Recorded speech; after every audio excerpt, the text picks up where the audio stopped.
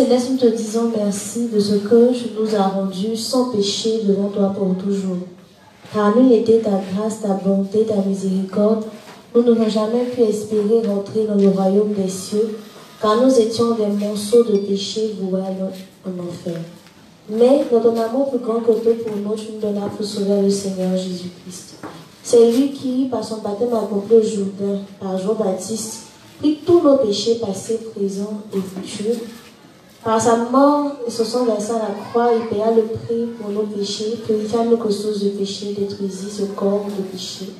Par sa résurrection, il vaincut la mort le séjour des morts et l'enfer pour nous. Puis il monta vers toi et nous laissa le Saint-Esprit, notre consolateur et notre guide. Nous croyons en ta justice et nous croyons en ta sainte Trinité. Au nom de Jésus-Christ, Amen. Ensemble, confions le moment au Seigneur, disons-lui merci de prendre contrôle de ce moment et de parler lui-même au travers de son serviteur. Prions. Père éternel, nous te disons merci pour ce moment que tu permets. Merci de presser les pas de ceux qui sont encore en retard. Merci de disposer ton peuple ainsi que ton serviteur, de parler toi-même au travers de lui. Merci de ce que nous puissions comprendre tout ce qui se dira ici. Au nom de Jésus-Christ, ton Fils, nous avons tous prié. Amen. Amen. Ok. Donc, le thème c'est Évangile d'eau et d'esprit, explication détaillée. Voilà. Donc, je demande à ce qu'on soit disposé pour pouvoir suivre l'enseignement avec attention. Voilà. Avant de commencer, je voudrais préciser ou demander, est-ce qu'il y a des personnes qui ont été invitées pour la première fois? Hein? Ou bien qui est-ce qui a invité une personne qui n'est pas juste? Ok. Bonsoir, frère. Ok, donc, nous allons voir l'évangile de l'eau et de l'esprit, qu'est-ce que c'est? Voilà. Et pour entamer l'enseignement, je voudrais qu'on prenne un test. Voilà, je voudrais qu'on prenne un test. Le test de Jean 3 à partir du verset 5. Ok. Jean 3 à partir du verset 5.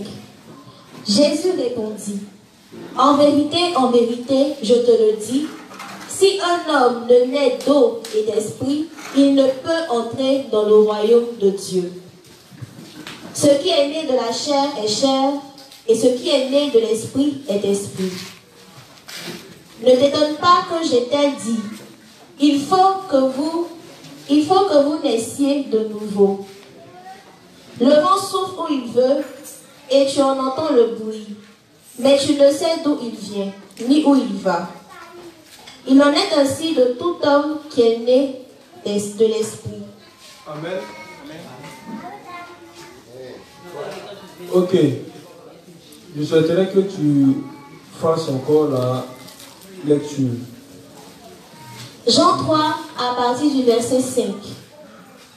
Jésus répondit: en vérité, je te le dis, si un homme ne naît d'eau et d'esprit, il ne peut entrer dans le royaume de Dieu.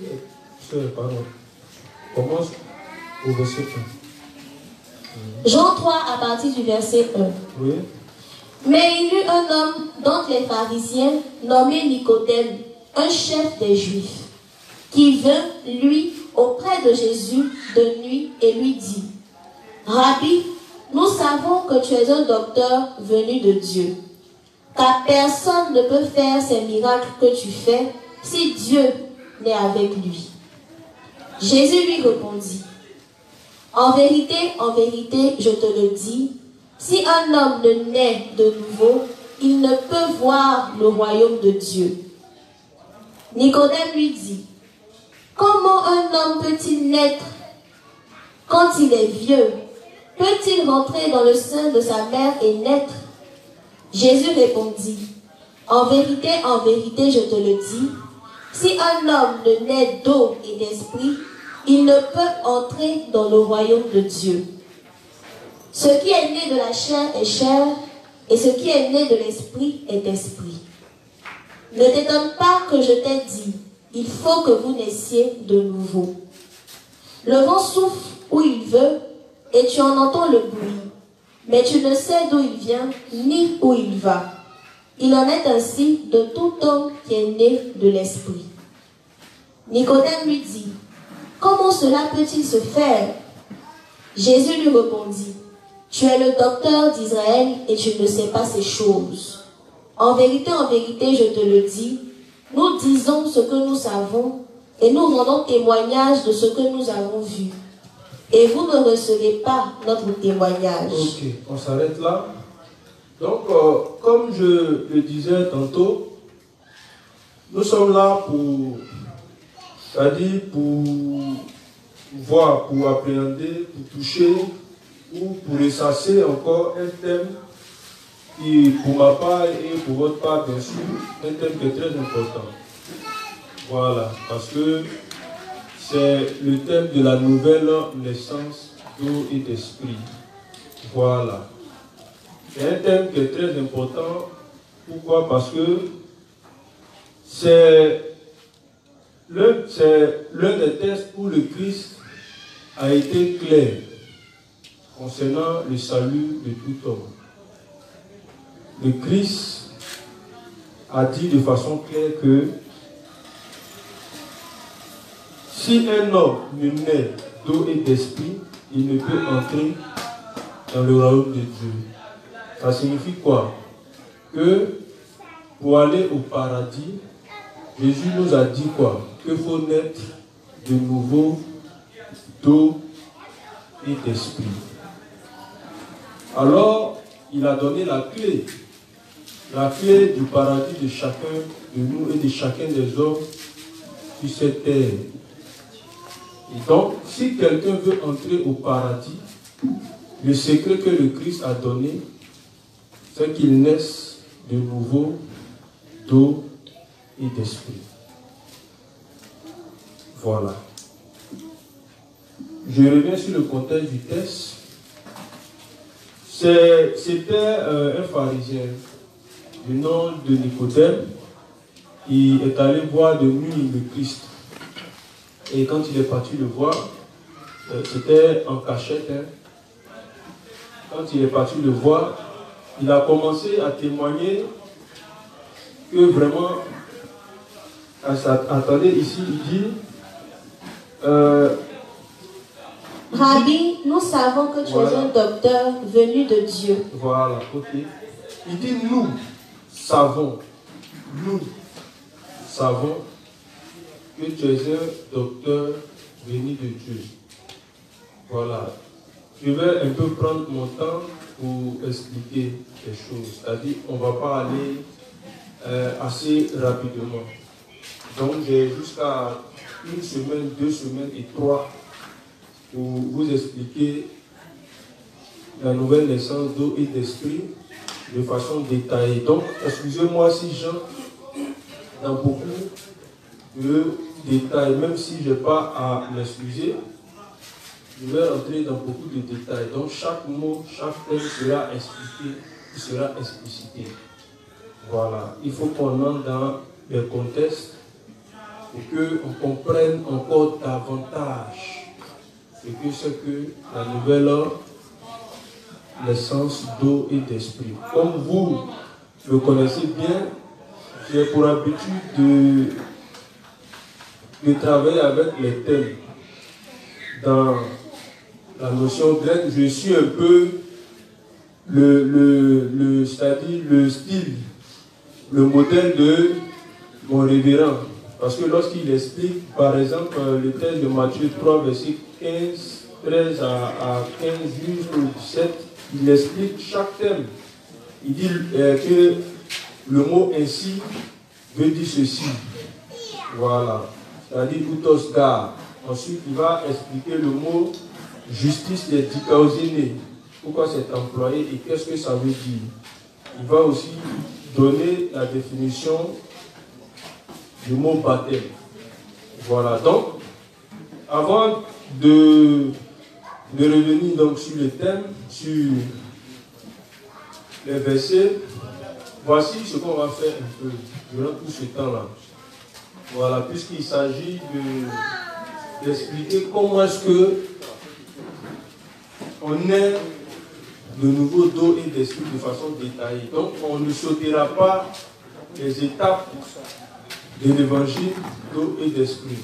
Donc l'étude va se porter principalement sur le livre 1, avec le livre 21 et puis le livre 52. Voilà. Le livre 52 ou 53. C'est là-dessus que les choses vont se porter. Donc on va étudier l'évangile d'eau et d'esprit dans son ensemble, c'est-à-dire le cœur de l'homme. L'homme face au péché. On va prendre la peine de détailler toutes ces choses-là. Mais avant aussi, on pourra faire un saut sur la vanité de la vie, une présentation du but de l'existence de l'homme. Voilà. Et puis ensuite, on va étudier la loi. Qu'est-ce que c'est que la loi et pourquoi est-ce que Dieu a donné la loi. Donc j'espère que Dieu va me donner la force et la lucidité pour rentrer dans les détails depuis l'Ancien Testament jusqu'au Nouveau Testament pour pouvoir expliciter les choses. Voilà, on va expliquer aussi le système sacrificiel, comment se passaient les sacrifices dans l'Ancien Testament. Voilà, et on va voir comment est-ce que les prophéties annonçaient le Christ. Et on va aussi étudier Jean-Baptiste. Qui est Jean-Baptiste et pourquoi est-ce qu'il a baptisé Jésus-Christ? Est-ce qu'on me suit un peu?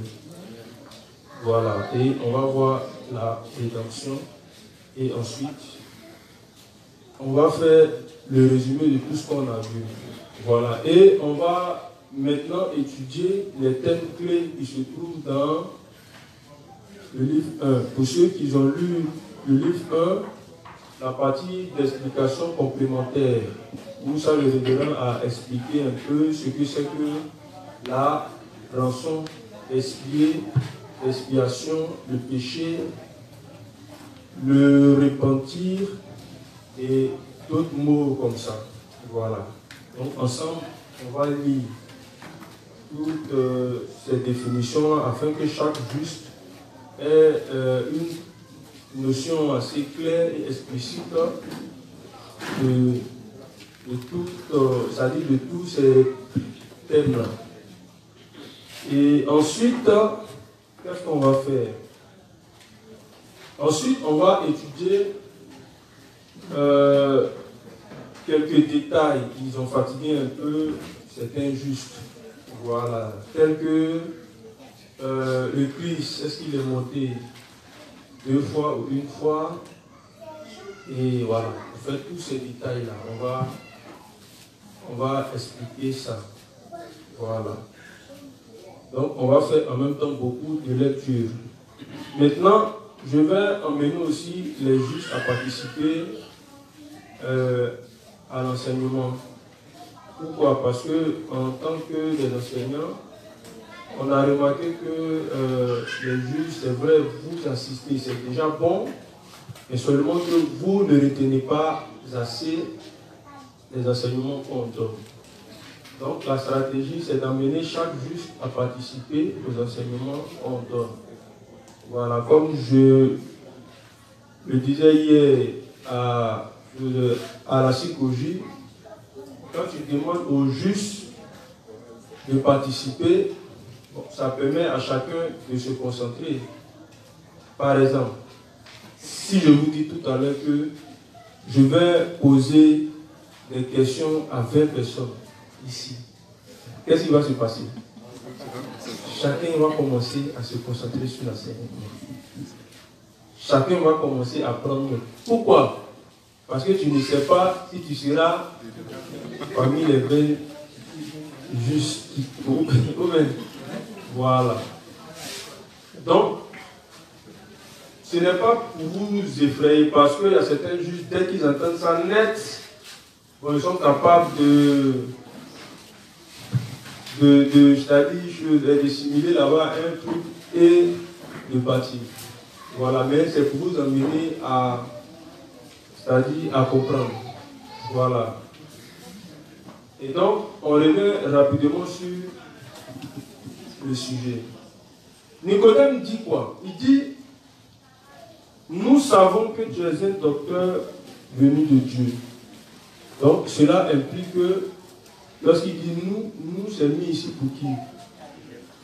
Nous, c'est mis pour l'ensemble des pharisiens. Voilà. Qui étaient les pharisiens? Tu peux m'expliquer ça? Ça a commencé. Qui peut rapidement nous dire qui étaient les pharisiens en ce temps-là? Bon, si vous ne levez pas aussi la main, voilà, j'ai un pouvoir, et ce pouvoir, c'est de vous interroger. Voilà, donc qui? Voilà.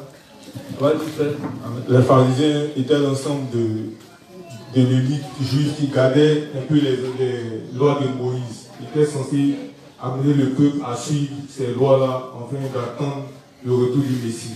Ok. Merci frère. Qui d'autre? Il y a notre frère Luce.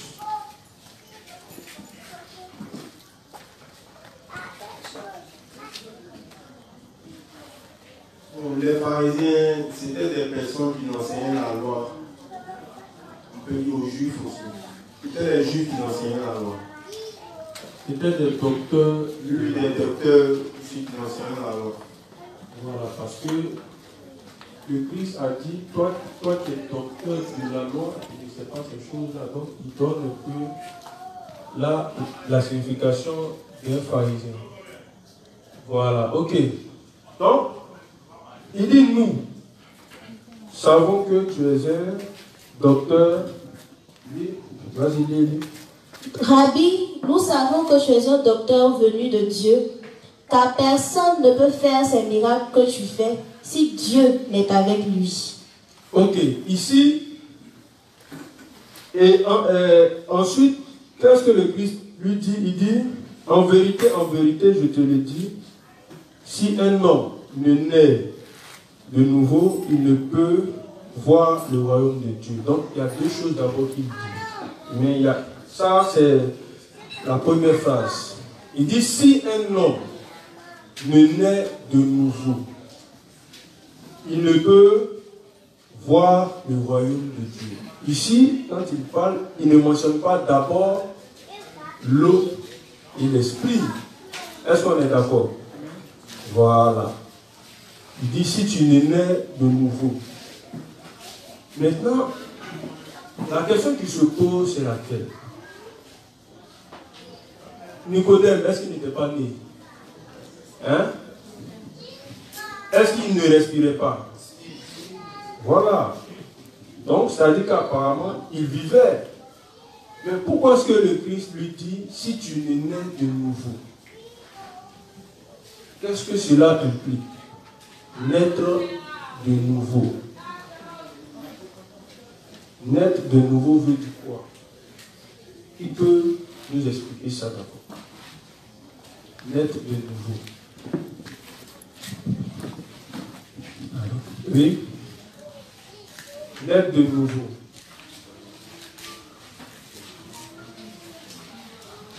Naître de nouveau.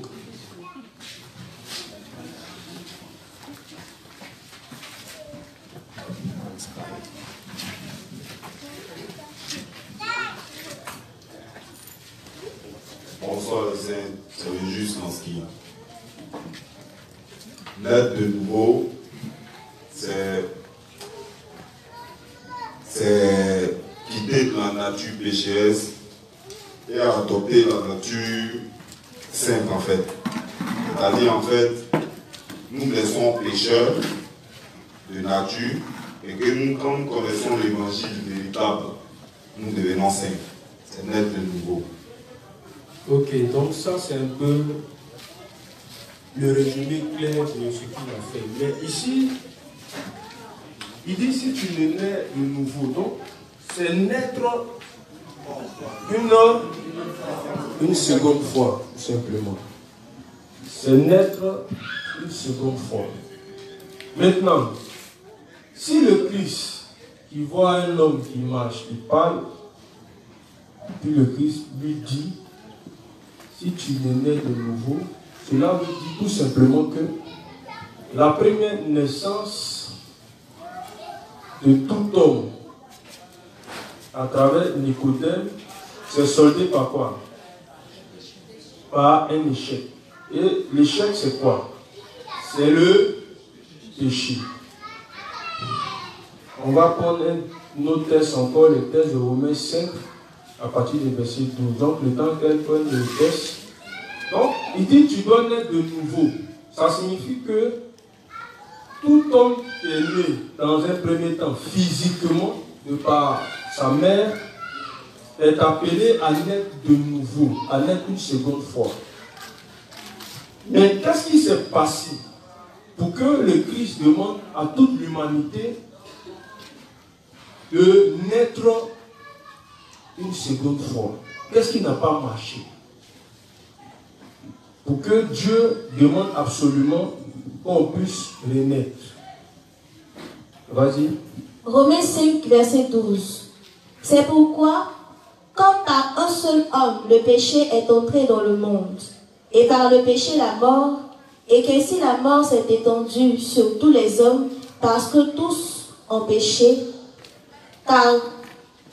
Au verset 12, et on s'arrête. Voilà. Ici, il dit quoi? Que c'est par un seul homme que le péché est entré dans le monde. Et que lorsque le péché est entré dans le monde, cela a entraîné quoi? La mort. La mort de tout homme à cause du péché. Et donc, celui qui est né, on est d'accord que tu es né. Mais si Jésus te demande, si Dieu il te demande de naître de nouveau, cela implique que pour lui tu es comment? Tu es mort. À cause de quoi est-ce que tu es mort? À cause du péché. Ça signifie que tout homme qui naît à cause du péché adamique, bien qu'il respire, bien qu'il marche, il a quoi en lui? Il a le péché en lui. Il a le péché dans son cœur. Et comme il a le péché dans son cœur, lorsque Dieu le regarde en train de quoi? De marcher, Dieu dit quoi? Que c'est un mort qui est en train de marcher. Ça veut dire que pour Dieu, là, tous ceux qui vivent sur cette terre et qui ont le péché dans leur cœur sont comme des morts ambulants aux yeux de Dieu. C'est pourquoi le Christ a dit à des hommes, il dit laissez les morts enterrer. Les morts étaient des personnes qui partaient quoi enterrer des morts, des personnes qui respiraient, c'est-à-dire qu'ils étaient en train de conduire une personne morte. Mais le Christ va les considérer tous deux comme étant des morts. C'est-à-dire lui qui transporte le cercueil et puis lui qui est dans le cercueil. Le Christ dit que les deux sont comment? Sont morts. Est-ce qu'on comprend un peu? Donc, ça signifie que tout homme qui naît avec le péché en lui. La Bible nous enseigne que lorsque Adam pêche, le péché est entré dans le monde et le péché a atteint tout homme. C'est pourquoi tous les hommes qui naissent sur la terre, qu'est-ce qui se passe? On meurt physiquement. C'est la preuve que ce que Dieu a dit c'est-à-dire est vrai. Donc, naître de nouveau, ça implique une seconde naissance. Il faut que tu renaisses de nouveau. Mais cette fois-ci, ce n'est pas physiquement, mais c'est quoi? C'est spirituellement, c'est-à-dire dans ton âme, dans ton esprit. tu dois renaître de nouveau. Il faut que tu naisses une seconde fois. Parce que quand bien même tu respires, tu marches, tu travailles, tu manges, tu as tous les biens de ce monde. Mais si tu n'es pas né de nouveau, Dieu te considère comme un mort. Je le répète encore et encore parce que c'est très important le principe de la répétition. Dieu va te considérer comme un mort. C'est pourquoi, si tu es un homme que tu vis, que tu n'as pas encore découvert le secret de la nouvelle naissance, il faut que tu saches que tu es en conflit avec Dieu. Il faut que tu saches que tu es un mort ambulant. Parce qu'on ne demande pas à quelqu'un qui a déjà la vie en lui de naître encore de nouveau. On continue. Nicodème lui dit, oui.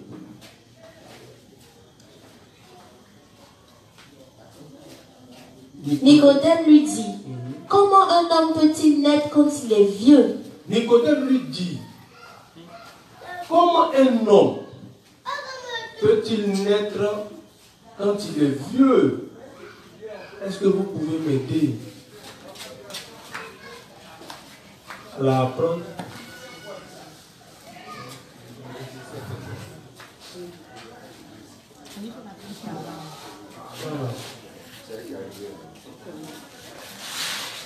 Ok, excusez-moi, hein. Voilà, parce que j'ai besoin de concentration. Il dit, comment un homme peut-il naître quand il est vieux? Peut-il rentrer dans le sein de sa mère et naître? Vous voyez, c'est la question qu'il pose, deux questions. D'abord, il présente le fait qu'il soit comment? Vieux. Ça, c'est le premier point. Ensuite, il dit quoi? Peut-il rentrer dans le sein de sa mère et naître? Donc, voici comment est-ce que Nicodème a compris la nouvelle naissance. Il a pensé que naître de nouveau, c'est quoi? C'est physiquement. Il a pensé que c'était en quelque sorte un changement physique dans la chair. Un retour à la chair. Une transformation de quoi? De la chair. Bizarrement, c'est cette conception-là que beaucoup de personnes ont aujourd'hui de quoi? De la nouvelle naissance. Le gars, il te dit que oui, je suis né de nouveau, la preuve c'est que je ne bois plus, je ne fume plus. Avant, je fréquentais tout le coin des Pélétrons. Maintenant, j'ai stoppé ça. J'allais voir les prostituées, j'ai tout arrêté. Il commence à citer quoi? Des changements dans sa chair, des changements dans son comportement. Des changements charnels, c'est ce qu'il cite. Nicodème aussi avait cette conception-là. Il pensait que naître de nouveau, c'était quoi? C'était dans l'aspect physique. Moi, je mentais avant trop. Maintenant, je mens un peu seulement. C'est la preuve que vraiment, je suis né de nouveau. Voici comment est-ce que les gens ils comprennent la nouvelle naissance d'eau et d'esprit. Vas-y. Jésus répondit, en vérité, je te le dis, si un homme ne naît d'eau et d'esprit, il ne peut entrer dans le royaume de Dieu. Ok, donc ici maintenant, il ajoute, il dit, si un homme ne naît de nouveau d'eau et d'esprit, il ne peut entrer dans le royaume de Dieu. Dans le royaume de Dieu. Donc il va ajouter maintenant le moyen pour pouvoir naître de nouveau d'eau et d'esprit. Et qu'est-ce qu'il ajoute? L'eau et l'esprit. On va bien expliquer ça. Et donc, je veux naître de nouveau d'eau et d'esprit. Mais il faut que je connaisse d'abord quoi? Le mystère de l'eau et de l'esprit. Parce qu'on ne naît pas de nouveau, c'est-à-dire de façon simple. Il y a des éléments que Dieu a donnés afin qu'on puisse naître de nouveau. Il dit c'est avec quoi? C'est avec l'eau et c'est avec l'esprit. Du coup, quelle est la question que je dois me poser? Parce que c'est très important. Si je ne n'ai pas de nouveau d'eau et d'esprit, je ne vais pas rentrer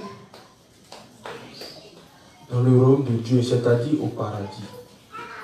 Donc, il faut que d'abord je me pose la question de savoir, est-ce que naître de nouveau, c'est un changement dans ma chair? Premier point. Maintenant, naître de nouveau d'eau et d'esprit, quelle est la signification de l'eau ici? Quelle est la signification de l'esprit ici? Donc, nous sommes actuellement dans l'introduction de l'enseignement. Et il faudrait qu'on sache un peu ce que c'est que l'eau ici. Et qu'est-ce que c'est que l'esprit? Parce que si, moi, en tant qu'un être humain, je vis et je ne sais pas la signification de l'eau et de l'esprit, il est évident que je ne pourrai pas naître de nouveau et par conséquence, je ne pourrai pas entrer au paradis. Est-ce qu'on suit un peu? Voilà. Donc, il faudrait que je sache ce que c'est que l'eau. Qu'est-ce que l'esprit? Mais vous voyez, actuellement, on est dans un monde. Chacun est né dans sa famille et chacun, dès le bas âge, a épousé quoi? Les enseignements des parents. C'est-à-dire à épouser les doctrines des parents. Avant que chacun de nous, c'est-à-dire lorsqu'on est devenu grand, on a commencé à tâtonner en cherchant Dieu, ça et là. On se promenait dans les mosquées, dans les églises et dans divers points. Jusqu'à ce qu'on soit là aujourd'hui. Mais lorsqu'on parcourt le monde, chacun va donner sa définition de l'eau ici. Chacun va donner la définition de l'esprit. Autrement dit, chacun va donner sa définition de naître de nouveau d'eau et d'esprit. Du coup, celui qui vit sur cette terre et qui s'est trompé dans sa définition ou dans la façon dont on doit naître de nouveau d'eau et d'esprit, il a cru en ça, s'il meurt, où est-ce qu'il ira? Il ira en enfer. Donc, quelle est la signification de l'eau? Dans la Bible, l'eau a plusieurs sens. L'eau a pour symbolique quoi? A pour signification quoi? La parole par moment. L'eau a pour signification le Saint-Esprit. L'eau aussi a pour signification quoi? Les peuples, autrement dit le monde. Donc l'eau a plusieurs sens. L'eau aussi a pour signification quoi? Le baptême. Le baptême personnel qu'on fait, ou encore l'eau peut signifier quoi? Le baptême de qui? De Jean-Baptiste, il l'administrait aux pécheurs. Et enfin, le baptême aussi peut prendre le sang du baptême de qui? De Jésus-Christ. Et lorsqu'on parcourt le monde, on entend que cette eau-là, ça signifie quoi? notre propre baptême. Et donc, on doit faire attention. De quelle eau est-ce qu'il s'agit ici? Est-ce qu'il s'agit de l'eau de notre propre baptême ou est-ce qu'il s'agit du baptême de Jésus-Christ qu'il a eu à faire au Jourdain, ou est-ce qu'il s'agit du baptême de Jean-Baptiste, ou est-ce qu'il s'agit de la parole, ou est-ce qu'il s'agit de toutes les autres définitions ou de tous les autres sens de l'eau dans ce verset-là? Est-ce qu'on suit un peu? Parce que s'il s'agit de ton baptême à toi, ça signifie que tu es sauvé par quoi? Par l'une de tes œuvres, c'est-à-dire par ton propre baptême. Est-ce qu'on comprend un peu? Or, c'est ce que la plupart du temps on entend. Est-ce que ce baptême-là parle, est-ce que cette eau-là plutôt parle de notre propre baptême, ou ça parle d'un autre baptême? Donc, ensemble, à travers les Écritures, on va prendre la peine, dans le temps qu'on aura dans l'enseignement, à balayer toutes ces assertions qui supposent que cette eau-là parle soit de la parole, du baptême, de nous-mêmes, notre propre chose au baptême, ou d'autres choses. Ici, il dit naître de nouveau d'eau et d'esprit. L'esprit ici, il s'agit de qui? Du Saint-Esprit. Donc l'eau ici ne peut pas être encore, c'est-à-dire ça ne peut pas, c'est-à-dire sa signification ne peut pas être encore le Saint-Esprit là, parce qu'il a dit d'eau et d'esprit. Donc c'est forcément autre chose. Est-ce qu'on me suit un peu? On va prendre deux tests. On va prendre le test d'Hébreux 6 à partir du verset 1. Voilà. D'abord, il prend ça.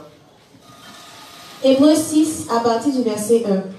C'est pourquoi, laissant les éléments de la parole de Christ, tendons à ce qui est parfait, sans poser de nouveau le fondement du renoncement aux œuvres mortes, de la foi en Dieu, de la doctrine des baptêmes, de l'imposition des mains, de la résurrection des morts et du jugement éternel. Ok. Ici, lorsqu'on lit, il y a, c'est-à-dire deux mots qui sont révélateurs, à savoir des baptêmes. Bon, autrement dit, la doctrine des baptêmes. Ce qui veut dire que dans les enseignements des apôtres qu'ils donnaient, est-ce qu'on me comprend un peu? Il y avait un enseignement appelé quoi? La doctrine des baptêmes. Donc quand on lit dans la Bible, il faudrait qu'on sache qu'il y a plusieurs types de baptêmes dans la Bible. On peut en citer 3 ou 4. Bon, 3 d'abord. Il y a quoi? Le baptême de Jean-Baptiste qu'il a fait quoi? Qu'il a administré aux pécheurs. On peut voir ça dans le livre de Matthieu 3. Voilà, dans tout le chapitre de Matthieu 3. Ensuite, on a quoi? On a le baptême de Jésus-Christ. On a aussi quoi? On a le baptême du Saint-Esprit, c'est-à-dire quoi? Recevoir le Saint-Esprit. Donc, voici au moins 3 types de baptême. Donc, il y a la doctrine des baptêmes. Maintenant, lorsqu'on prend le texte d'Éphésiens 4, à partir du verset 5, on va lire un texte. Éphésiens 4, à partir du verset 5. Oui. Il y a un seul Seigneur, une seule foi, un seul baptême. Oui. Un seul Dieu, oui, et Père de tous, qui est au-dessus de tous et parmi tous et en tous. Ok. Donc ici, il dit il y a un seul baptême. De quel baptême est-ce qu'il s'agit? Parce que quand la Bible finit de dire qu'il y a la doctrine des baptêmes, c'est-à-dire qu'il y a plusieurs types de baptêmes, et que la Bible encore vient nous dire qu'il y a un seul baptême, c'est tout simplement que la Bible veut attirer notre attention sur un seul baptême qui est le plus important parmi tous les autres types de baptêmes. C'est le plus important. Ça ne veut pas dire que bon, les autres aussi n'ont pas leur importance. Voilà, il y a un seul baptême. Maintenant, on va prendre un autre texte. Le texte de 1 Pierre 3 à partir du verset 20. 1 Pierre 3 à partir du verset 20. Qui autrefois avait été incrédule, lorsque la patience de Dieu se prolongeait au jour de Noé, pendant la construction de l'arche, dans laquelle un petit nombre de personnes, c'est-à-dire 8, furent sauvées à travers l'eau. Oui. Cette eau était une figure du baptême qui n'est pas la purification des souillures du corps, mais l'engagement d'une bonne conscience envers Dieu et qui maintenant vous sauve, vous aussi, par la résurrection de Jésus-Christ. Est-ce qu'on a suivi un peu le texte là? Donc on est toujours sur le texte de Jean 3, verset 5. Naître de nouveau d'eau et d'esprit. Parce que pour ne pas trop faire de discours, l'eau ici, dont il est question dans Jean 3, verset 5, il ne s'agit pas de notre propre baptême, ni du baptême que Jean-Baptiste administrait aux pécheurs, mais il s'agit du baptême de qui? De Jésus-Christ. Pourquoi? Parce que quand on lit le texte de 1 Pierre 3 à partir du verset 20, la Bible va réitérer l'histoire de qui? Et Dieu va dire que l'eau du déluge en son temps était une préfigure, c'est-à-dire antitype du baptême. De quel baptême? Il dit du baptême de Jésus-Christ. Pourquoi? Parce qu'il dit quoi? Cette eau n'est pas la purification des souillures du corps, mais l'engagement d'une bonne conscience et qui quoi? Et qui maintenant nous sauve par quoi? Par la résurrection de Jésus-Christ. Donc cette eau, c'est-à-dire ce baptême-là, est mis en relief avec quoi? Avec la résurrection de Jésus-Christ. Donc il s'agit de l'œuvre de Jésus-Christ. 1 Pierre 3, verset 21 nous dit que le baptême de Jésus-Christ, c'est ce baptême-là qui nous sauve. On peut voir ça dans plusieurs textes. Voilà. Donc, de façon claire, on va donner des informations, mais plus tard, on va prendre la peine de détailler et de développer tous ces textes-là. Donc, Élie, vas-y, tu prends encore un autre texte. Le texte de Éphésiens 5. Éphésiens 5, verset 24. Au moins au verset 24. Éphésiens 5, verset 24. Oui. Or, de même que l'Église est soumise à Christ, les femmes aussi doivent l'être à leur mari en toutes choses. Marie, aimez vos femmes comme Christ a aimé l'Église et s'est livré lui-même pour elle. Donc, ici, qui est à l'œuvre? On dit c'est Jésus-Christ. Parce qu'on dit quoi? Christ a aimé qui? Et il s'est livré lui-même pour elle. Donc, c'est le Christ qui est à l'œuvre ici. Vas-y, dis. Afin de la sanctifier par la parole, après l'avoir purifiée par le baptême d'eau. Est-ce qu'on suit un peu? Il dit, pardon, il faut essayer de reprendre un peu. Non, pas. Afin de la sanctifier par la parole, après l'avoir purifiée par le baptême d'eau. On dit que qu'est-ce que Christ a fait?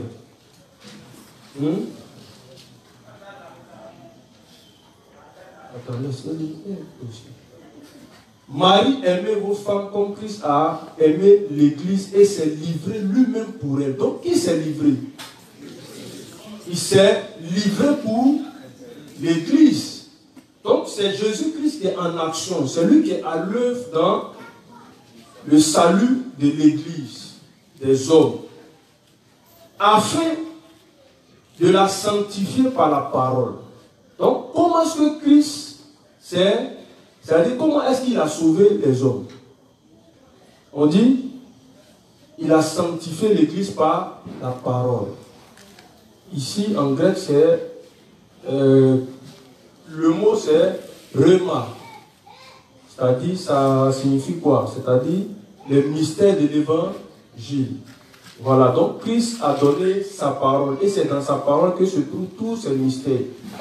Ensuite, on dit, après l'avoir purifié par le baptême d'eau. Après l'avoir purifié par le baptême d'eau. Donc ici, là, qui a purifié l'Église par le baptême d'eau? C'est qui? C'est Jésus lui-même qui est en action et qui nous a fait quoi? Nous a purifié par le baptême d'eau. Est-ce qu'on comprend un peu? Donc l'action de purifier les hommes par le baptême vient de qui? De Jésus. Donc la Bible a dit plusieurs choses. Il y a la doctrine des baptêmes. Mais il y a un seul baptême et il y a un seul Seigneur. Et quand on va dans Éphésiens 5, verset 26, la Bible est claire. La Bible nous dit quoi? Le Christ nous a purifiés par le baptême d'eau. Donc l'action ici est menée par Christ et c'est par son baptême qu'on est purifié. Est-ce qu'on me suit un peu? Par son baptême, on est purifié.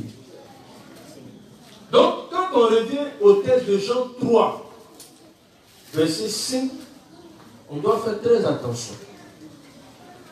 Il dit, si tu ne nais de nouveau d'eau et d'esprit, tu n'hériteras pas du royaume des cieux. Ce n'est pas nous-mêmes on se fait naître. Même sur la terre, ici, il y a un principe que Dieu a établi. Parce que la Bible est claire. Que si vous ne comprenez pas les choses d'en bas, ce n'est pas les choses d'en haut que vous allez comprendre. C'est pourquoi quand le Christ voulait illustrer, c'est-à-dire sa parole, tout ce qu'il disait, qu'est-ce qu'il faisait? Il prenait toujours les exemples de la terre. Est-ce qu'on comprend un peu? On veut naître de nouveau, d'eau et d'esprit. Mais qui fait naître de nouveau d'eau et d'esprit? Est-ce que c'est nous-mêmes ou c'est le Christ qui nous fait naître? Sur la terre, ici, on a l'exemple qu'on a l'habitude de prendre. Lorsqu'un enfant est dans le ventre de sa mère, ce n'est pas par sa propre force qu'un enfant se forme dans le sein de sa mère. Est-ce qu'on est d'accord? Lorsque l'enfant se trouve dans le ventre de sa mère, il vit dans quoi? Dans de l'eau, appelée comment? Le liquide amniotique. Ça, c'est un vieux doc. Hein? Et quand l'enfant doit naître, qu'est-ce qui se passe? Ça dit que la mère perd les jours. Ensuite, lorsque l'enfant naît, on a le sang. Quand l'enfant est inepte, qu'est-ce qu'on fait? On le tape afin qu'il retrouve ses esprits. Amen. Est-ce qu'on comprend un peu? Donc, on a l'eau, le sang et puis on a l'esprit. Mais quand on voit tout ça là-haut, la question qu'on se pose, qu'est-ce que l'enfant a fait dans tout son affaire là? Hein? L'enfant n'a rien fait. Même pour venir sur cette terre-là, on ne fait rien. C'est un principe que Dieu a mis sur la terre pour nous expliciter comment est-ce qu'il devait nous faire naître de nouveau, d'eau et d'esprit. Donc, c'est pour dire quoi? Que pour pouvoir naître de nouveau d'eau et d'esprit, cela ne vient pas de nous. Ça ne vient pas de notre propre chair. Ce n'est pas par la volonté de notre propre chair qu'on est de nouveau d'eau et d'esprit. On va voir ça dans le texte de Jean 1. Jean 1, à partir du verset 12. Jean 1, à partir du verset 12. Oui. Mais à tous ceux qui l'ont reçu, à ceux qui croient en son nom, elle a donné le pouvoir de devenir enfants de Dieu. Attends. Donc, le L ici est mis pour Jésus-Christ. Oui, donc il a donné le pouvoir de devenir enfant de Dieu, oui. Lesquels sont nés, non du sang, ni de la volonté de la chair, ni de la volonté de l'homme, mais de Dieu. Donc, est-ce qu'on comprend un peu? Ici, là, c'est clair. Jésus nous dit quoi? Que Dieu nous a donné le pouvoir de quoi? De devenir ses enfants. Autrement dit, de naître de nouveau. Mais il dit cela ne s'est pas fait par quoi? Par le sang, ni par la chair, ni par la volonté de l'homme. Donc, naître de nouveau n'émane pas, ne provient pas de nous-mêmes, notre propre force. Ça ne vient pas d'un changement dans notre chair. Si tu as arrêté de mentir, ça, c'est ton problème. Voilà. Et on te félicite. Parce que c'est bien. Mais, ça ne veut pas dire que les péchés qui sont dans ton cœur là ont disparu. Est-ce qu'on comprend un peu? Amen. Voilà. Donc, il est clair ici, non du sang, ni de la volonté de la chair, ni de la volonté de l'homme, mais de Dieu. Donc, c'est Dieu lui-même qui nous fait naître de nouveau d'eau et d'esprit. Ça ne vient pas de nous-mêmes. C'est Dieu qui fait tout le travail et qui nous fait naître de nouveau d'eau et d'esprit. C'est pourquoi, quand on a pris le test d'Éphésiens 5, verset 26, on a vu que c'est le Christ lui-même qui a fait quoi? Qui a purifié l'Église par le baptême d'eau. Ok. Vas-y. Toujours Jean 3. Toujours Jean 3, à partir du verset 6 maintenant. Ce qui est né de la chair est chair, et ce qui est né de l'esprit est esprit. On comprend, non? Il dit ce qui est né de la chair est comment? Est chair. Ce qui est né de la chair est chair. Ça signifie quoi?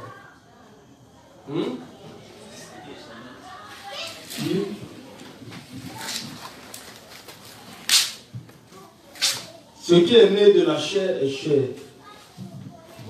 Ça signifie qu'un homme qui n'est pas né de nouveau va seulement commettre des péchés, tant bien même qu'il essaie d'arrêter. Il va toujours les commettre et ses péchés sont en lui. Ce qui est né de la chair est chair. Ouais. Bon, ok. Merci beaucoup pour ta réponse, frère. Si on peut comprendre que ce qui est né de la chair et ce qui est né de l'esprit, d'abord on peut comprendre qu'il y a une première naissance qui est d'abord charnelle.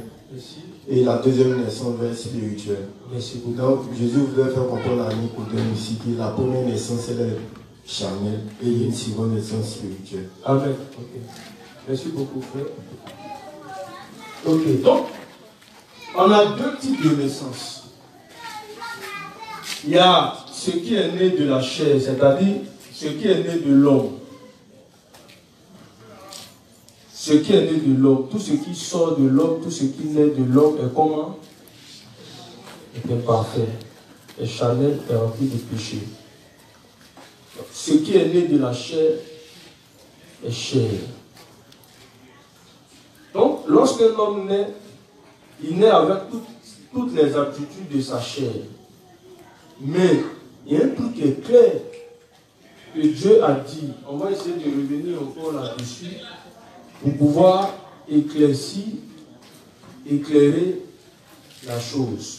Il dit ce qui est né de la chair est chair, mais ce qui est né de l'esprit est esprit. Parce que tout ce qui est né de la chair là, c'est la symbolique du péché. Ça signifie que tout homme est né avec les péchés. Et donc, ce péché-là a engendré la mort. Tout ce qui est né de la chair, tout ce qui est chair, ne pourra pas entrer dans le royaume des cieux. Dans le texte de Corinthiens 15, le premier livre à 50, c'est formel. 1 Corinthiens 15, à partir du verset 50. Oui. Ce que je dis, frère, c'est que la chair et le sang ne peuvent hériter le royaume de Dieu et que la corruption n'hérite pas l'incorruptibilité. Est-ce qu'on comprend un peu? Donc, tu es né une première fois dans ta chair, Dieu a déjà mis une loi, une règle, un principe divin. Il dit, la chair et le sang ne peuvent hériter du royaume des cieux. Est-ce qu'on comprend un peu? La chair et le sang ne peuvent hériter du royaume des cieux. Donc, si quelqu'un pense que la nouvelle naissance c'est dans sa chair, c'est un changement dans sa chair, il se trompe. Il va, c'est-à-dire tous les changements dans sa chair vont s'opérer. Il va arrêter de boire, de fumer. Ce qui est salutaire, de faire comme corps, un griffe, de convoiter, de faire ceci, de faire cela. En tout cas,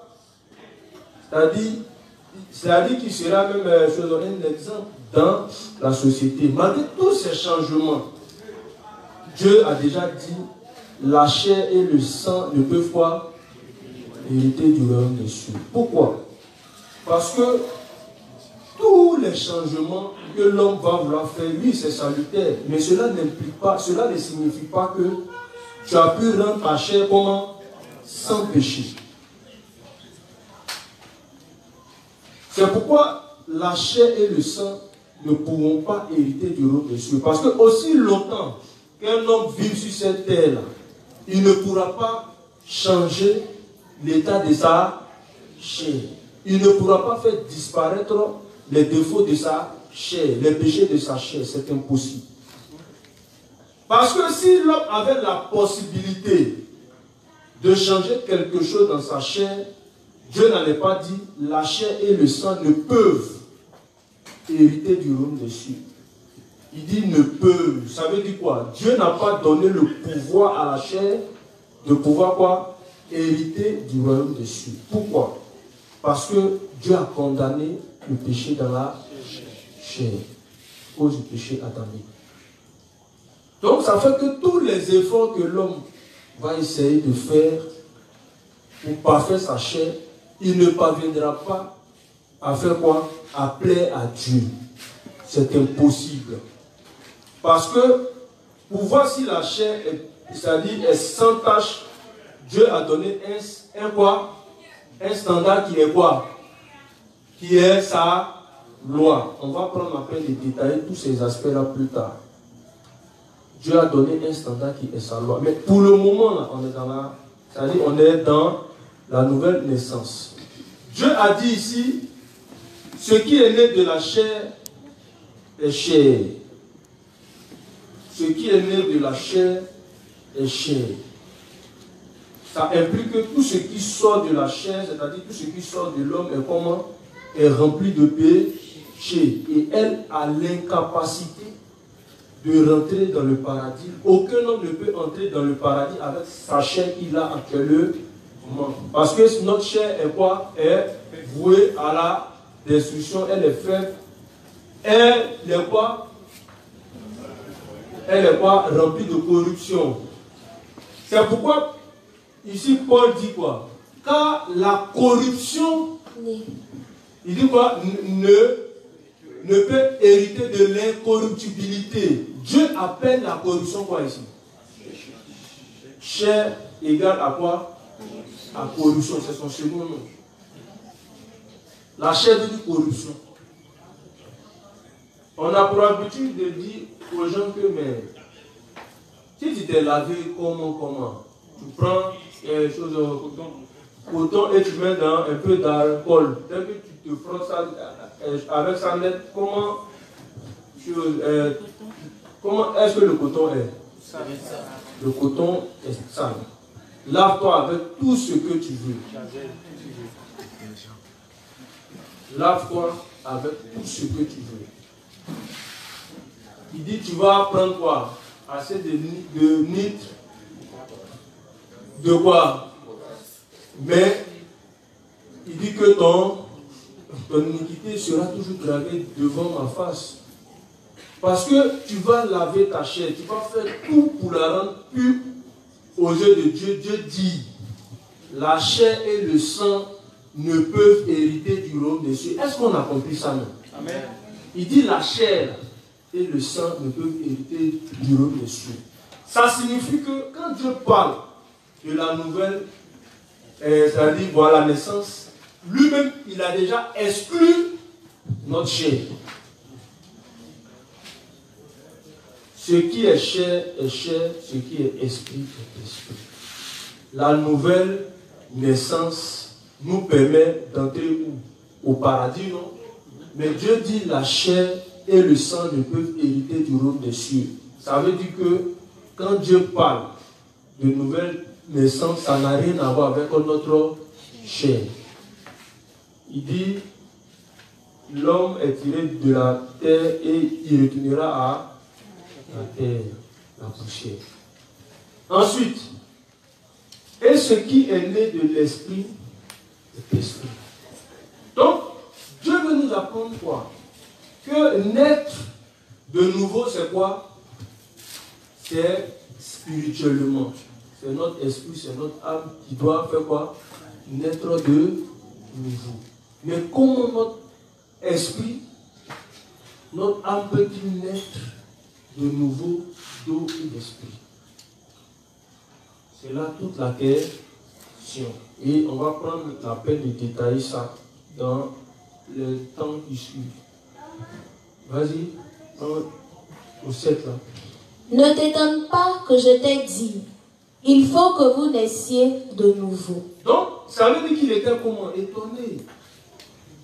Il était étonné. Ah, mais comment ça se passe?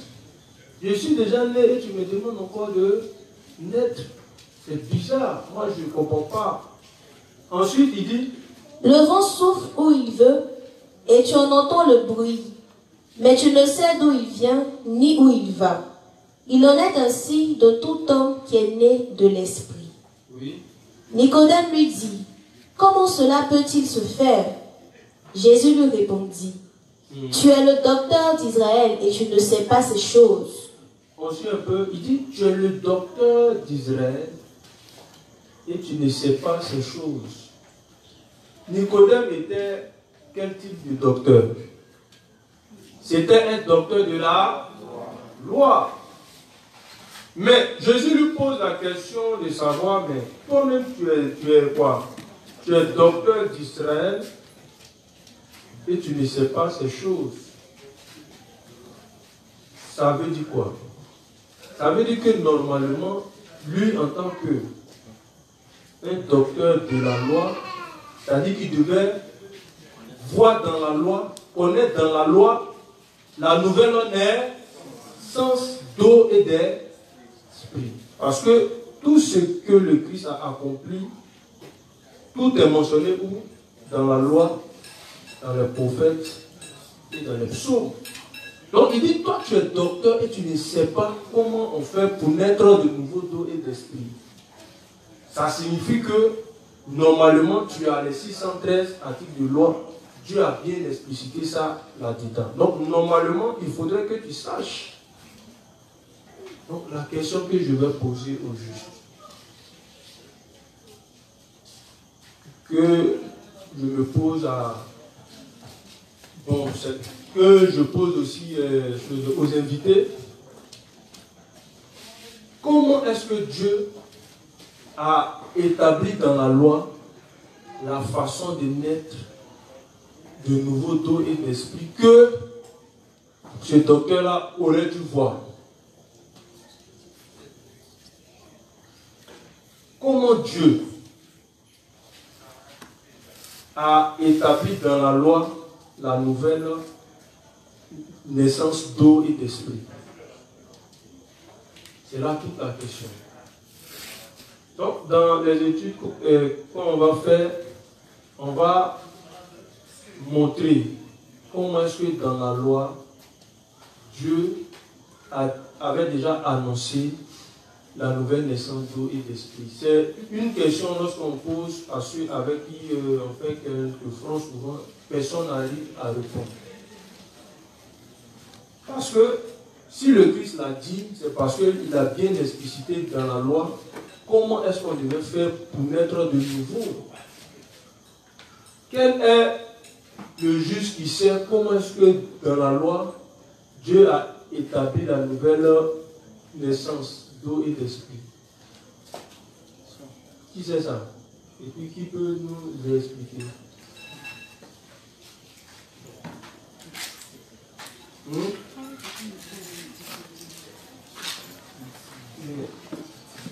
La nouvelle naissance dans la loi de Moïse.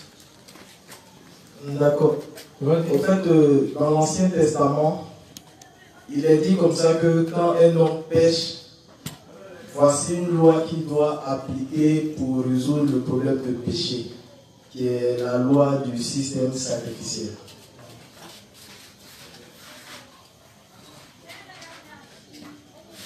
Ok. Donc ça c'est déjà bon. Voilà. Mais on va prendre le temps pour tout expliquer point par point. Voilà. Qu'est-ce que c'est que la nouvelle naissance d'eau et d'esprit en rapport avec la loi, les prophètes et les psaumes? Ici, il dit, le vent souffle où il veut et tu en entends le bruit. Mais tu ne sais d'où il vient, ni où il va. Il en est ainsi de tout homme qui est né de l'esprit. Ça signifie quoi? Hein? Ah ouais, le frère, il parle. C'est bon, pardon. Prochainement. Qui d'autre?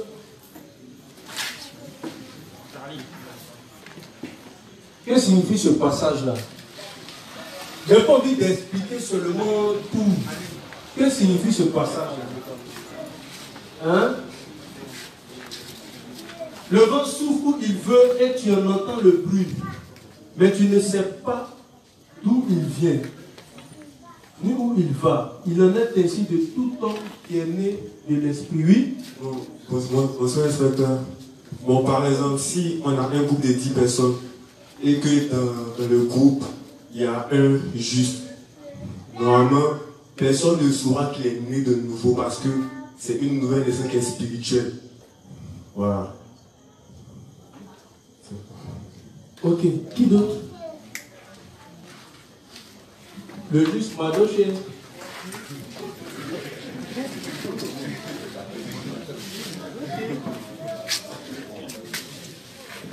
Ok.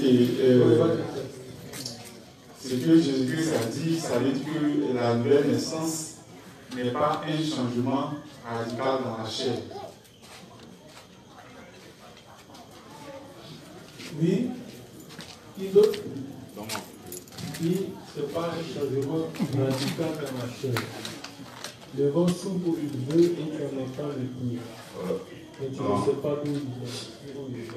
Dans le livre de le révérend dit que ce passage signifie que seul le juste peut connaître celui qui est né de nouveau de l'esprit. Amen. Amen. Amen. Amen. Le vent souffle, on ne sait pas. Voilà. Ça dit d'où il vient, ni aussi où il va.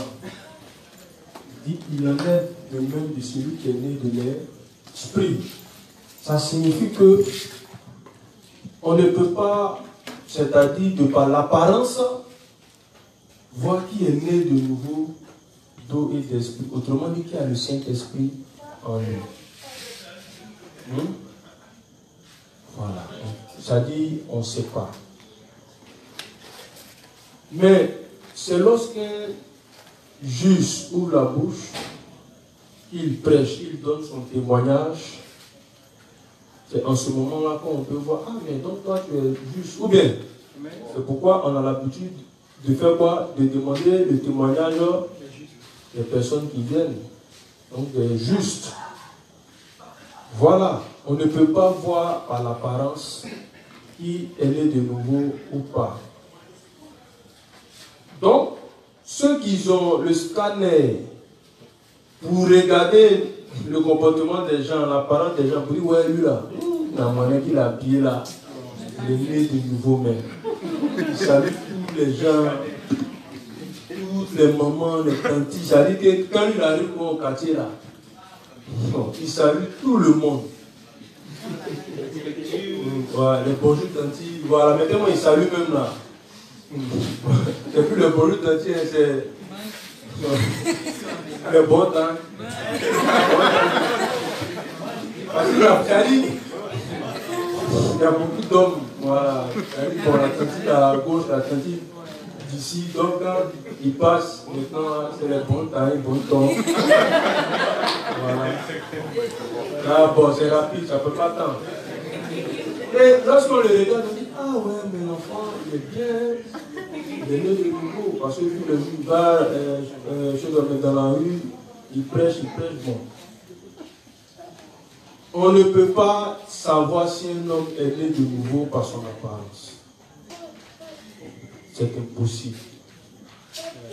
Voilà, c'est impossible. Un moine qui est un bouddhiste, mais le gars vraiment, ça dit que lui, il se comporte vraiment bien. Bon, ça c'est dans l'apparence, il est irréprochable. Est-ce qu'on va dire que, ah lui là, ouais, la monnaie qui se comporte bien là, bon, c'est qu'il est né de nouveau. On ne peut pas le dire ainsi. Hein? Amen. Naître de nouveau n'a rien à voir avec l'apparence. On ne peut pas voir un homme comme ça et puis dire, toi, tu es né de nouveau. Je vous explique un fait dans la Bible. Lorsque la mère d'Isaac et de Saül, c'est ça non, Saül, c'est-à-dire a fait le mieux pour son fils, qu'est-ce qu'elle a fait? C'est-à-dire qu'elle a pris la peau de qui? Voilà, d'une chèvre, et qu'est-ce qu'elle a fait? Elle a mis ça sur son bras. Voilà, sur son fils. Hein. Et lorsqu'il est parti devant son père, qu'est-ce que son père a fait? Il l'a touché. Mais quand il entend la voix, il dit, mais aïe, que ça, il dit, tu as la voix de, mais tu as la peau de Saül. La peau de Saül. Ça signifie quoi? Hein? Ça signifie que... Non, le frère, pardon, il faut me laisser expliquer ça. Ça signifie que quand on voit le juste, quand on le touche, autrement dit, quand on le touche, quand on regarde dans son apparence, qu'est-ce qui se passe? Le juste a la même apparence que un pécheur. Nous tous, on a une tête, on a des jambes, on a une peau, en tout cas, on est tous des hommes, hein? Ou bien, amen. Quand tu le touches, c'est quoi? C'est la peau de Saül. Mais quand il parle, c'est quoi? C'est la voix de Jacob. Ça signifie quoi? Par l'apparence, on ne peut pas voir ou percevoir qu'une personne est née de nouveau. Mais c'est par sa parole. C'est par l'évangile qu'il prêche, c'est par son témoignage qu'on peut savoir que ce gars-là, ça veut dire qu'il a la voix de Jacob. Ça veut dire qu'il a l'évangile dans sa bouche et dans son cœur. Voilà. Mais dans son apparence, c'est un salut. Voilà. Mais, lorsqu'on met la peau là, est-ce que la peau là, c'est définitif? Donc, voilà, ça signifie que cette peau qu'on a, lors de quoi? Lors de la résurrection, bon, c'est plus cette même peau-là que nous allons avoir. Voilà. Dieu va nous transformer dans la même gloire que celle de son Fils. Donc, naître de nouveau d'eau et d'esprit, c'est quoi? C'est naître par le baptême de Christ, par sa mort à la croix et par son esprit. Mais comment tout ça s'est effectué? Comment tout ça s'est effectué? Voilà. Il est 20h38. 20h38. Demain, quand on se verra, on va essayer d'étudier un peu le cœur de l'homme. Voilà. La loi, et puis quoi encore? Et puis d'autres choses. Mais qu'est-ce qu'on doit garder actuellement? Donc, je renvoie la question au public. Qu'est-ce que vous avez gardé de tout ce qui a été dit?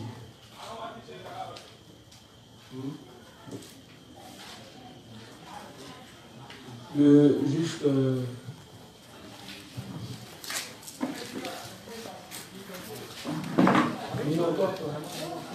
Sam.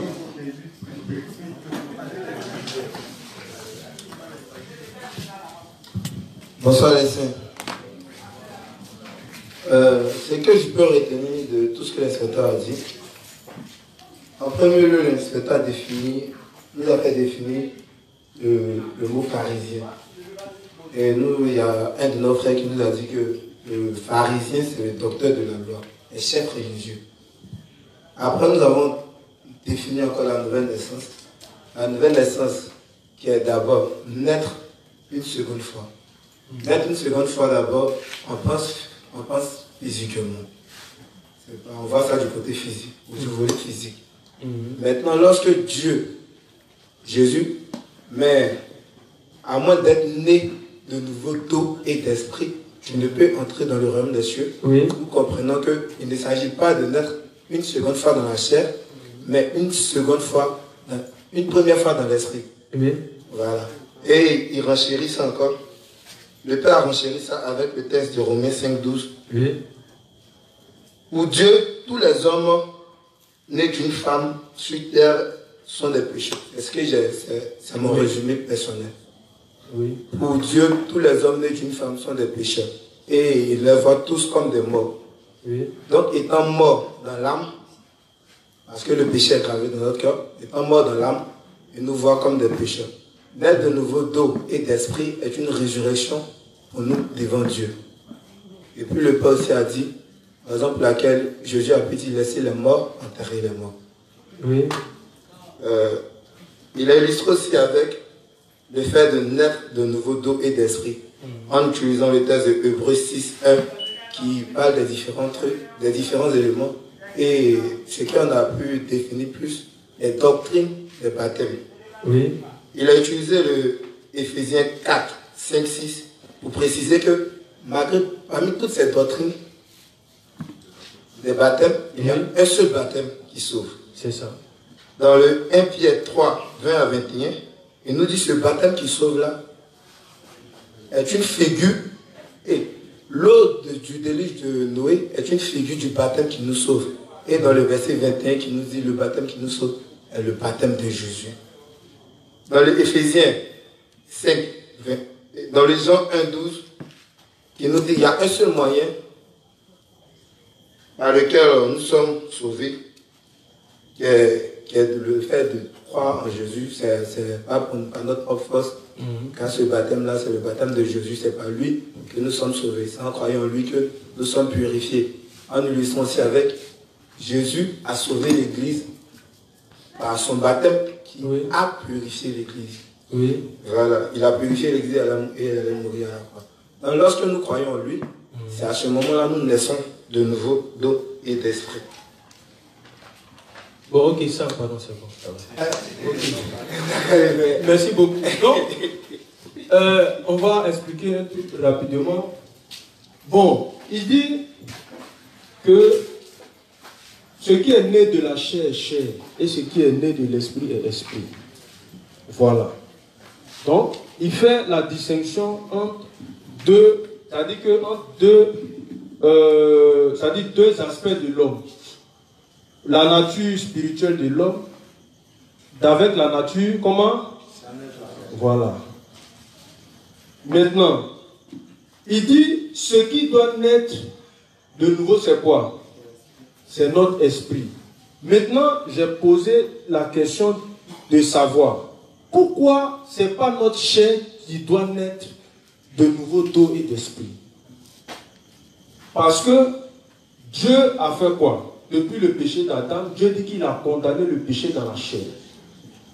On a pris le texte de Corinthiens 15, voilà, pour dire quoi? La chair et le sang, ne quoi? Maintenant, Élie prend le texte de Jean 6, verset 63. Jean 6, verset 63. Jean 6, le verset 63. Oui.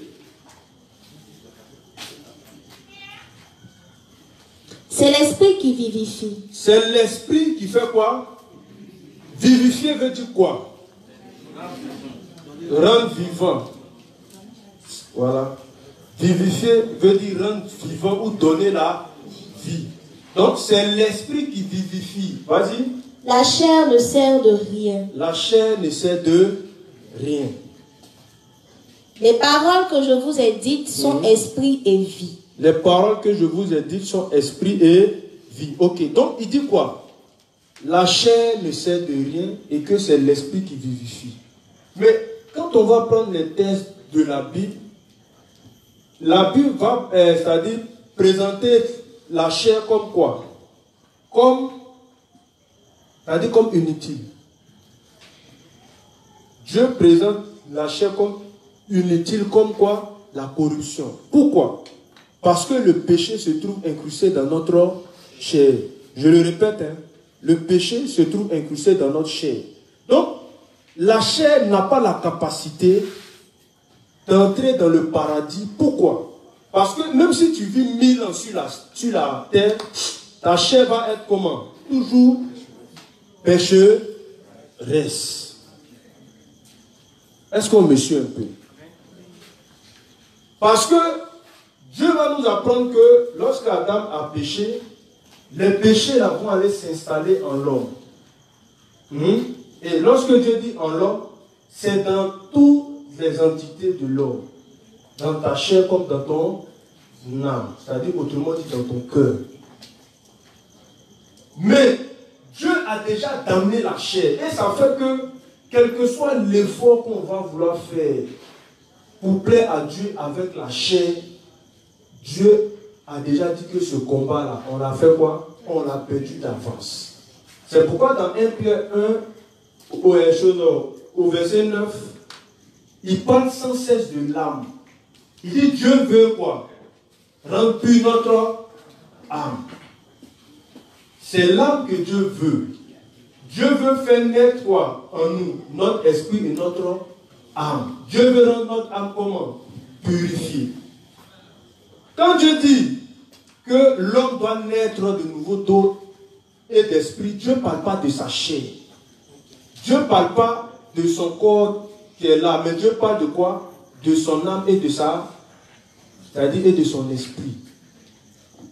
Naître de nouveau, c'est quoi? Je suis né une première fois avec quoi?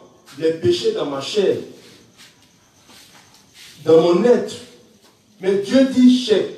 Il faut naître de nouveau d'eau et d'esprit. Ça veut dire que je dois naître une quoi? Mais cette fois-ci, sans péché. Bon. On suppose que je suis né et j'ai des péchés dans mon âme, mon cœur, tout ça. Ensuite,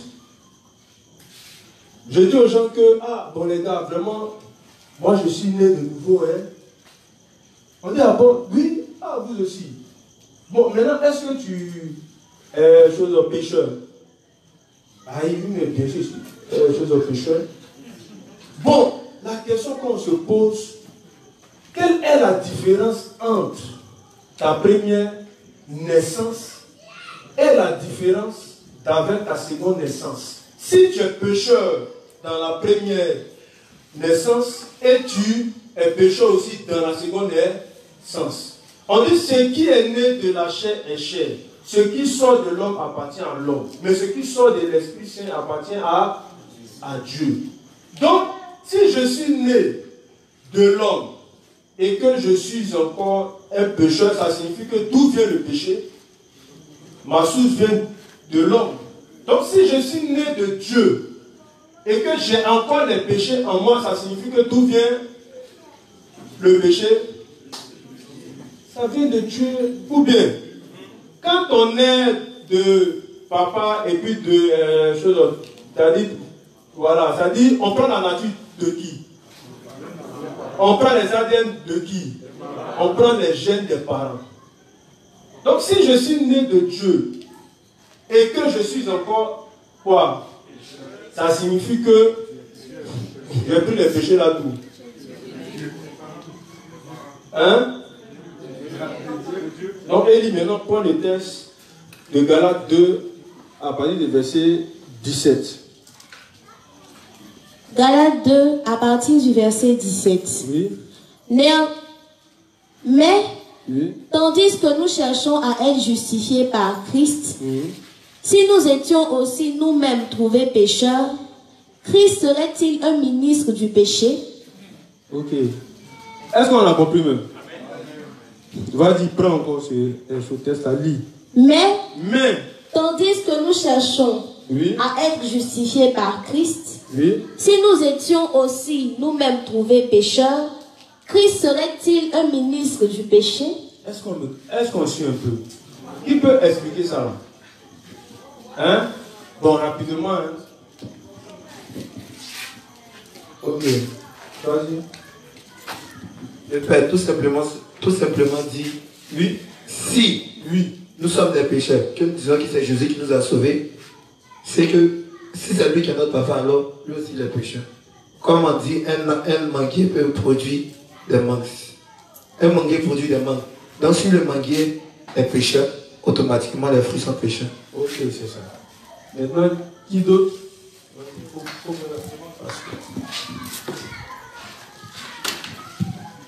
Bon, est-ce qu'on ne veut pas dire qu'on a pour Père Jésus-Christ et on a encore le péché dans le cœur, vu que Jésus-Christ est sans péché?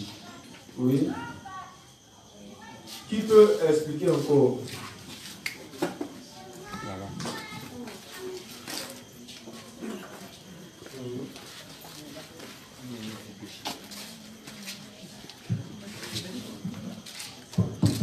Et tout à l'heure, oui, tu as dit que quand nous naissons de nos parents, papa et maman, nous avons les gènes des parents. Nos parents étant pécheurs, nous avons les gènes dont nous sommes pécheurs.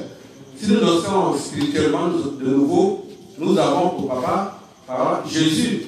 Donc si nous disons que nous sommes pécheurs, ça veut dire que nous avons les gènes de Jésus. À ce moment-là, nous avons que Jésus il est pécheur, il a des péchés. Voilà, donc voilà. C'est clair. Ça signifie tout simplement que si tu dis que tu es chrétien, que tu crois en Jésus-Christ, maintenant, tu dis encore que tu es pécheur dans l'humilité et dans l'amour du Christ, que moi je suis humble, moi je ne crois pas Dieu, je suis un pécheur. Voilà, un pauvre. C'est l'humilité. Vous-même, la Bible est formelle. Si cherchant à être comment justifié, nous disons que nous sommes encore des pécheurs, cela implique que le Christ, il est le ministre des pécheurs. Il est le ministre même du péché. Ça signifie que c'est la source du péché. Il est serviteur du péché. Parce qu'on est né de nouveau de lui. Donc si tu dis que tu es enfant de Dieu, que tu es né de nouveau d'eau et d'esprit, mais que tu es pécheur, c'est une injure grave à qui? À Dieu. Tous ceux qui disent non, oui, je suis né de nouveau, j'ai fait mon baptême d'eau, bon, les gens ont dansé, donc. Mais si tu dis que tu es pécheur net, ça signifie quoi? Que Jésus est venu du péché. Parce que Dieu a donné une règle simple. Il dit chaque espèce produit selon son espèce. Donc, moi, donne quoi? Moi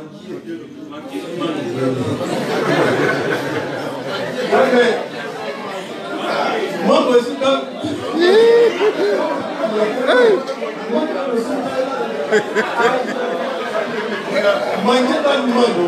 Mais, non, aussi pas. Ça c'est compliqué. Hein? Ça c'est compliqué. Donc, chaque espèce produit selon son espèce. Dieu, il est divin. Et donc, il dit qu'il nous fait naître de nouveau. Ça veut dire qu'on émane de ses entrailles.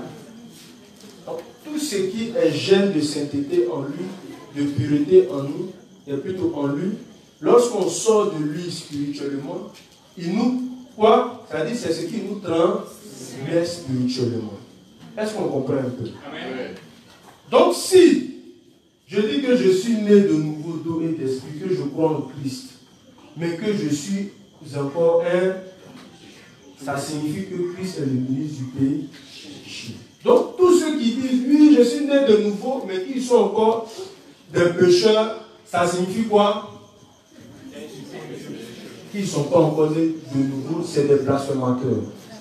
Maintenant, on va prendre, c'est-à-dire, le temps d'expliquer tout ça, point par point. Il dit, si tu n'es né de nouveau d'eau et d'esprit, l'eau ici, c'est le baptême de qui? C'est le baptême de Jésus-Christ. Est-ce qu'on comprend un peu?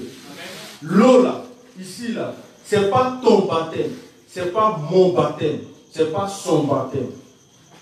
C'est le baptême de Jésus-Christ, c'est l'Esprit Saint de Jésus-Christ. Donc, on te dit que tu dois naître de nouveau d'eau et d'esprit. Cela implique qu'il faut que tu saches quel est le véritable sens du baptême de Jésus-Christ en relation avec la loi de Moïse. Parce qu'il a dit, toi qui es docteur, tu ne sais pas, ça veut dire que dans la loi de Moïse, il faut qu'on sache comment et pourquoi est-ce que le Christ devait venir se faire baptiser au Jourdain. Est-ce qu'on me suit un peu?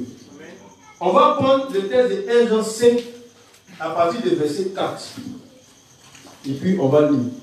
1 Jean 5 à partir du verset 4. Oui. Parce que tout ce qui est né de Dieu triomphe du monde. Est-ce qu'on comprend un peu mieux? Il dit parce que tout ce qui est né de Dieu fait quoi? Triomphe du monde. Et là, donc si tu es né de Dieu, tu triomphes du monde. Ça signifie quoi? Ça signifie que tu as quoi? Tu n'es plus un pécheur. Parce que tu as fait quoi? Tu as triomphé du monde. Vas-y. Et la victoire qui triomphe du monde, c'est notre foi. Oui. Qui est celui qui a triomphé du monde, sinon celui qui croit que Jésus est le Fils de Dieu? Donc, on comprend un peu ici. Il dit, qui est quoi? Est celui qui a triomphé du monde, sinon celui qui croit que Jésus est le Fils de Dieu. Donc, il dit que c'est notre foi qui fait quoi? Qui triomphe du monde. Mais il faut d'abord croire que Jésus-Christ est Dieu. Parce que quand la Bible dit que il faut croire que le Christ est Fils de Dieu, il faut qu'on comprenne bien. Parce que Fils de Dieu, quand ça concerne le Christ, ça signifie qu'il est Dieu. Je vous explique rapidement ça. Hein. Voilà, il dit au commencement était la parole et la parole était avec Dieu. Et au verset 3, il dit et toutes choses ont été faites par la parole et rien de ce qui n'a été fait sans elle. Est-ce qu'on suit un peu? Voilà. Donc ça signifie que la parole est Dieu. Et bon, prends Jean 1 à partir du verset 1. On va expliquer ça. Jean 1 à partir du verset 1. Au commencement était la parole, et la parole était avec Dieu. Et la parole était avec Dieu. Et la parole était Dieu. Et la parole était Dieu.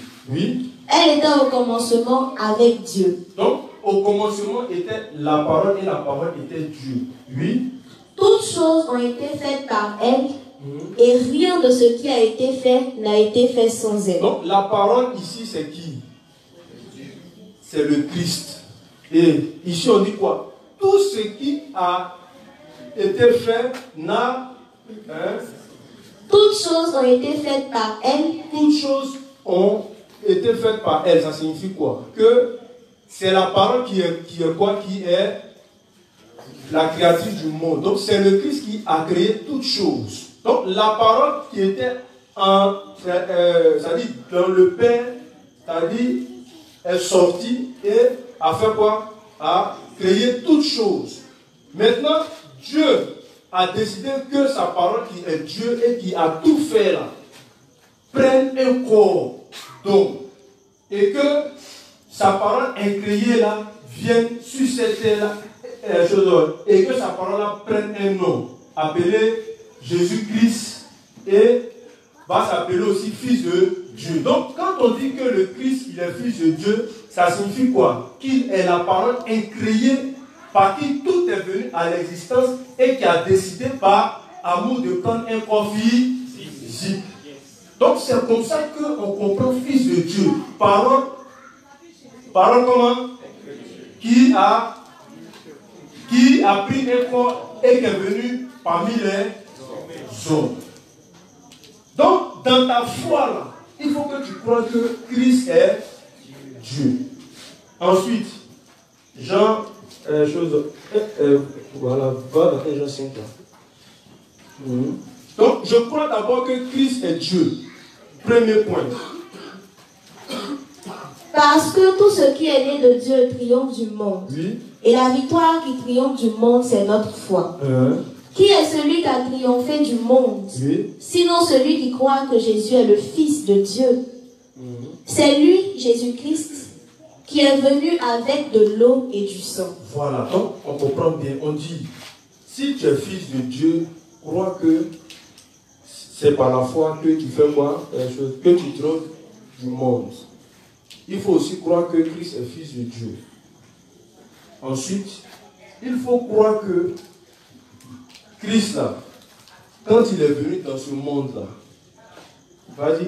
C'est lui, Jésus-Christ, oui, qui est venu avec de l'eau et du sang. Donc, quand le Christ entre dans le monde, c'est avec des éléments qu'il vient. Avec quoi? L'eau et le sang. L'eau ici, c'est son baptême. Et le sang, c'est quoi? C'est sa croix. Voilà. Le sang qu'il a fait quoi? Versé à la croix. Oui. Non avec l'eau seulement, oui, mais avec l'eau et avec le sang. Mais avec l'eau et avec le sang. Et c'est l'Esprit qui rend témoignage, oui, parce que l'Esprit est la vérité. Voilà. Donc il y a l'Esprit Saint aussi qui va faire quoi? Qui témoigne de l'eau et du sang. Le Christ a dit quoi? Nous devons naître de quoi? D'eau et d'esprit. Parce que l'Esprit là, lui là, s'il n'y a pas le baptême de Jésus-Christ et son sang, il ne témoigne pas. Celui qui dit que oui, je suis né de nouveau, l'Esprit Saint vient voir. Attends-moi. Voilà. Il y a le sang seulement. Bon, tu crois en Jésus seulement, mais c'est-à-dire qu'en son sang seulement. L'Esprit Saint vient voir si tu as le baptême de Jésus-Christ et son sang dans ton cœur. Et puis il témoigne maintenant que tu es enfant de Dieu. Parce qu'il dit quoi? L'Esprit de Dieu atteste à notre esprit que nous sommes enfants de Dieu.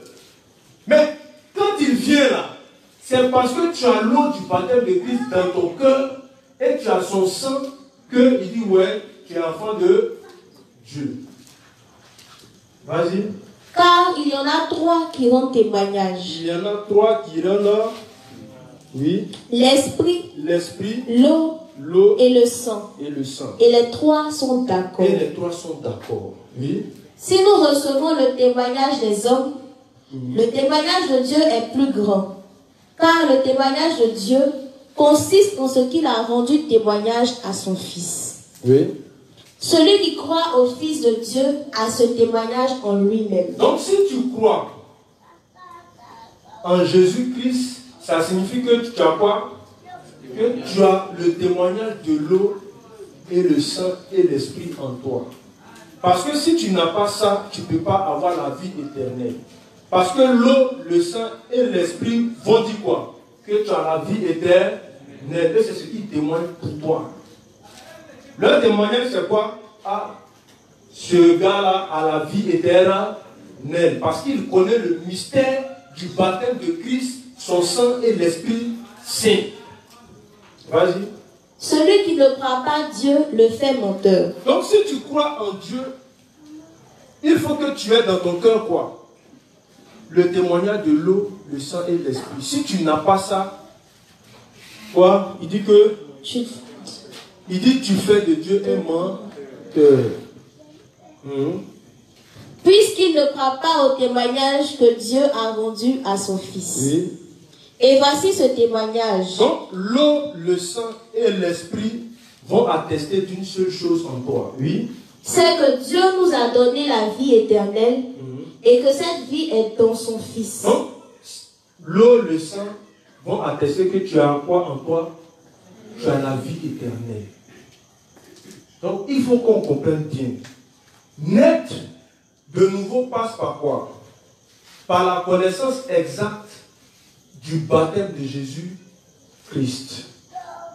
Parce que lorsqu'il commence l'œuvre de son salut, il va d'abord dans le Jourdain pour se faire baptiser. Par qui? Par Jean-Baptiste. Pourquoi Jésus-Christ se fait baptiser? Parce que la Bible est claire. Le Christ nous a fait quoi? Nous a sanctifiés par son baptême, c'est-à-dire par sa parole et puis la purification par son baptême. Donc c'est très important. Si tu ne sais pas comment est-ce qu'il t'a, c'est-à-dire comment est-ce qu'il t'a rendu pur de par son baptême, tu ne pourras pas avoir la vie éternelle. Parce que la signification de l'eau ici implique le baptême de Jésus-Christ. Donc si tu ne connais pas le mystère du baptême de Christ, tu ne pourras pas entrer dans le royaume des cieux. Parce que c'est par son nom, c'est par son sang et c'est par son esprit qui te fait naître de nouveau d'eau et d'esprit. Donc il faut qu'on comprenne bien ça. Le thème, c'est la nouvelle naissance d'eau et d'esprit, explication détaillée. C'était juste une introduction pour attirer un peu l'attention de chacun de vous et des invités sur ce que c'est que la nouvelle naissance. Donc, à partir de ce soir, pour les invités, il faut que chacun se pose la question de savoir, est-ce que je suis réellement né de nouveau d'eau et d'esprit? Ou est-ce que je suis né de nouveau d'eau et d'esprit? Ou du moins, comment dois-je faire pour pouvoir naître de nouveau d'eau et d'esprit? Quelle est la signification du baptême du Christ, de son sang et de l'Esprit Saint en rapport avec l'Ancien Testament? Donc, c'est ce que nous allons faire durant tout ce temps. C'est ce que nous allons expliquer durant tout ce temps. Sur ce, j'ai fini l'enseignement. Merci.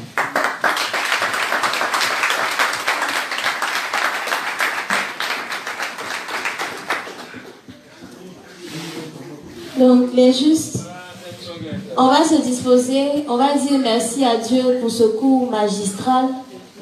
On va lui confier le reste de la soirée et on va lui demander les conditions afin d'être présent demain avec nos invités. Prions. Père Céleste, nous te disons merci pour ce moment. Merci pour toutes ces paroles qui ont été déversées dans nos cœurs.